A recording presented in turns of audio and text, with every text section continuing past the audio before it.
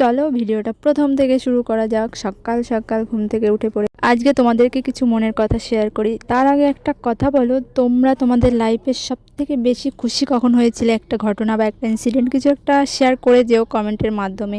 এই কথা কেন জিজ্ঞেস করলাম তার অবশ্যই নির্দিষ্ট কিছু কারণ রয়েছে। আর সত্যি বলতে আজকে আমার প্রায় 20-22 বছর পর ফাইনালি সেই সুখের দিনটা, যে দিনটা আমি সব থেকে বেশি হ্যাপি, সব থেকে বেশি খুশি, আমার মন ভালো আছে আজকে সেই দিনটা।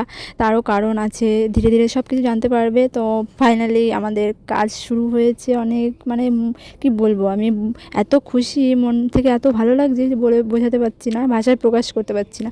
তো সকাল সকাল উঠে আমার প্রতিদিনের যেমন কাজ থাকে, আমি দুটো কিউট আমার আছে দুজন স্টুডেন্ট, আমি তাদেরকে পড়াতে চলে এসেছি।